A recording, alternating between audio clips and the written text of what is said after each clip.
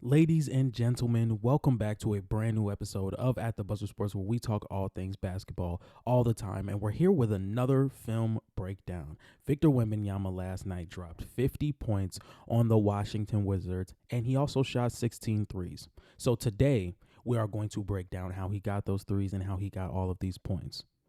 Okay, very first clip of the night. This is something I really like to see from Victor Wembanyama, him just handling the ball at the top of the key. And if we take a look at the inverted pick and roll that he's about to run with Stephon Castle, there's no rim protection here. Jordan Poole isn't a rim protector. Kyle Kuzma isn't a rim protector. And Harrison Barnes is somewhat of a threat from three, especially in the corner. So if you can get Alex Sarr out of the paint and create easy looks for your guys, CP3 is liable for a backdoor cut. Julian Champagnie, Harrison Barnes. This is not the worst play in the world right here against somebody who has defensive potential in Alex Sarr. So let's just take a look at how they run this. Wembanyama's going to get the screen. He's going to pull up for three. Pass the ball down to Stephon Castle, and it's an easy bucket. Just one thing I want to talk about with Victor Wembanyama, very slightly, really fast. His three-point shot percentage, not three-point percentage of makes, but the percentage of shots he takes. So last year from three, he was 33% of his shots came from three. Now it's almost 50% of his shots came from three. And if we look at his 0 to 3 feet, 29% of his shots came from 0 to 3 feet last season, and now it's just at 23. His average shot distance from last season is at 13 feet, and now it is at 17. Now, his field goal percentage has went up from 46 to 47. It's only 1 point higher, but I just think there is a ceiling that I don't know if we're going to be able to reach if Victor Wembanyama's not really putting pressure on the rim. And I don't know if I want to word it that way, but I just think there has to be some type of way for him to get easier shots, because last night he shot 16 threes, and they're not really a difference in shot. Like, I think a lot of people are saying, oh, he needs to find better shots. He needs to find better shots. He was still shooting the same shots last night. It's just they were going in. And in other scenarios, when they're not going in, it doesn't look well. And I just think for a guy like Victor Wembanyama, shooting the three could be so half and half. And when we look at a guy with Victor Wembanyama's potential, I would love to see him get the easier shot. Now, if you're going to get open threes and you're going to knock them down, go ahead. But I just really wish we got some more like reassurance that he was going to be this guy that creates easy looks for himself and easy looks for the offense. Now, this is something I really want to see more of. Now, one thing that makes Victor Wembanyama so hard to guard is a slow-footed center like Jonas Valanciunas is not going to be able to stay in front of him all around the perimeter. He's not going to be able to do it. So what the San Antonio Spurs do is we get into a dribble handoff, set the screen. He dumps it right down to Wemby, and he finishes through contact. That is something we love to see more of from Victor Wembanyama. Make his life easier just a little bit for the offense. Here is Exhibit B of Jonas Valanciunas not being able to guard Wemby on the perimeter. Once again, you have a slow-footed big man like Jonas. Wemby's going to be able to drive right past him and finish at the hole. So, once again, Wemby playing on the perimeter does create some mismatches for some bigs. So I'm not going to sit here and say that it's the worst thing in the world, but I think as of right now, you just need to build up that game down low instead of being more focused on being a perimeter player. So that's something I have a gripe with. Now, I'm not saying don't take any threes at all, but 16 threes, I don't necessarily know if I'm the biggest fan of that. But who knows, man? Who knows? This shows a lot more of his shot variance for Victor Wembanyama, just being able to come off screens and be able to shoot the three off the catch. If we take a look there, water.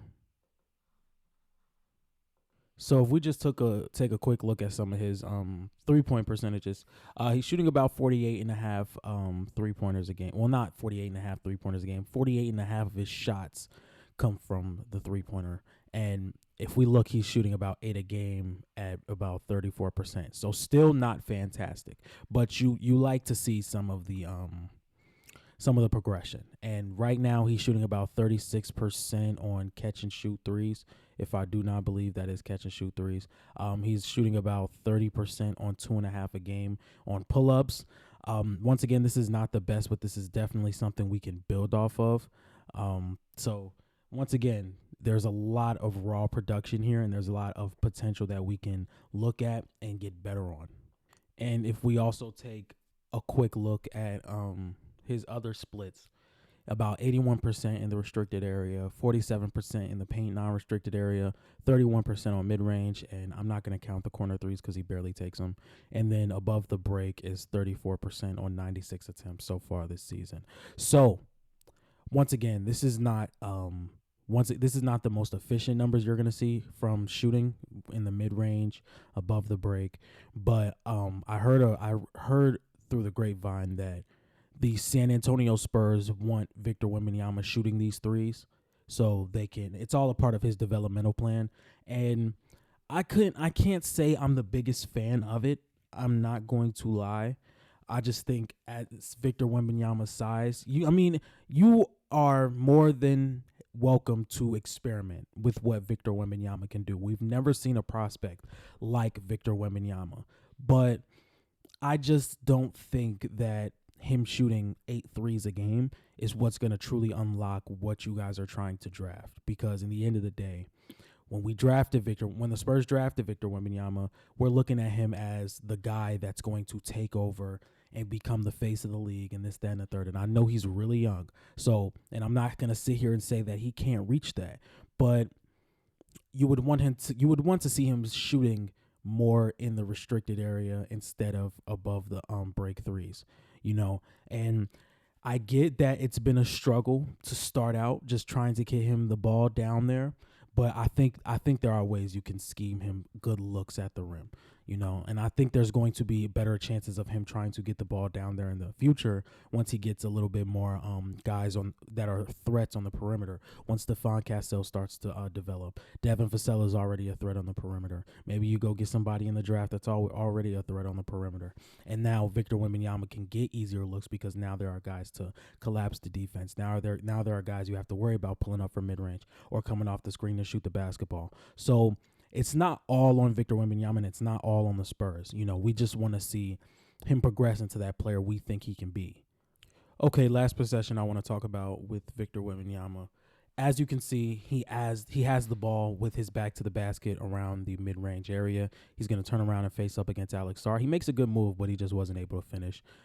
His jab step, pump fake, one dribble, spin move, gets to the rim and cannot finish through the contact, and Alex Sarr gets the block.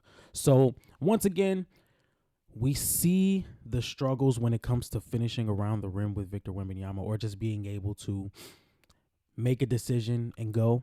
Once again, this is not something I'm going to react too much off of because we are in the beginning of his second season. I believe that he's going to get a better outlook by the end of his second season.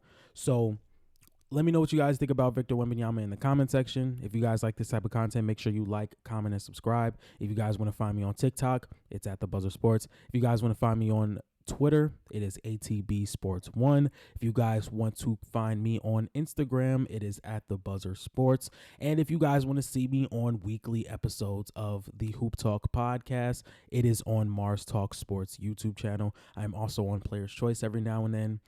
And if you guys like this type of content, once again, make sure you like, comment, and subscribe. And I'm out. Peace.